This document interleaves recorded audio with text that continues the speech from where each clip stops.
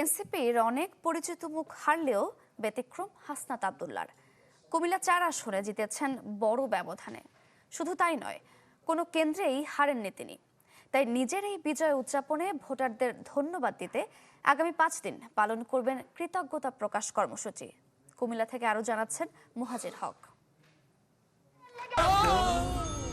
ডেন্টিস্টের পরামর্শ নাও নতুন Colgate active salt. সেই জুলাই থেকে শুরু করে ত্রয়োদশ জাতীয় সংসদ নির্বাচন, নানা কারণে হাসনাত আব্দুল্লাহ ছিলেন আলোচনায় সমালোচনায়।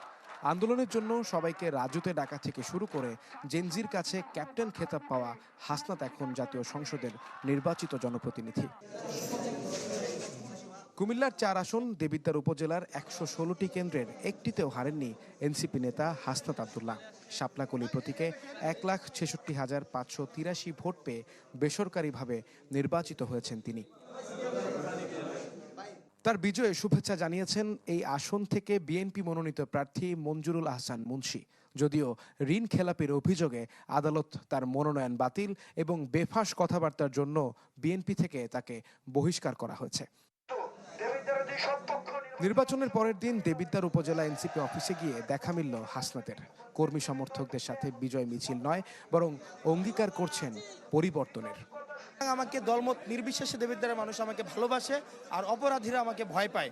এবং আমার প্রথম কর্মসূচি হচ্ছে দেবিদ্বারের কোনো ধরনের অনৈতিক কার্যক্রম, নীতিবিরুদ্ধ এবং আইন বিরুদ্ধে কার্যক্রম কোনোদিন অ্যালাউড হবে না, নাম্বার 1। নাম্বার 2, আমরা আগামী 5 দিন একটা কর্মসূচি দিয়েছি, সেটা হচ্ছে শপথ গ্রহণের আগ পর্যন্ত আমাদের ভোটার যারা আমাকে ভোট দিয়েছে বা যারা দেয়নি সবার কাছে কাছে গিয়ে কৃতজ্ঞতা স্বীকার কর্মসূচি। তবে এখন প্রশ্ন, সংসদে হাসনাত আব্দুল্লাহ কেমন ভূমিকা রাখবেন? তার উত্তরটাও ছিল এক শব্দে: ইনসাফ। যে কোন ইনসাফের পক্ষে বা ইনসাফের বিরুদ্ধে আমার হাদি ভাই যে ইনসাফের যে লড়াই করে গিয়েছিলেন অসম্পূর্ণ, যেটা আমরা সেই লড়াইয়ের সিলসিলা আমরা অব্যাহত রাখবো। জুলাই থেকে উঠে আসা এই তরুণ তুর্কির ভূমিধস বিজয় বাংলাদেশের রাজনীতিতে নতুন কোনো যুগের সূচনা করবে কিনা সে প্রশ্নের উত্তর হয়তো সময়ই বলে দিবে। তবে তিনি মনে করেন তার কাঁধে যে শুধু দেবিদ্বারের নয়, প্রত্যাশা পুরো তরুণ প্রজন্মের। মুহাজির হক, চ্যানেল 24, দেবিদ্বার, কুমিল্লা।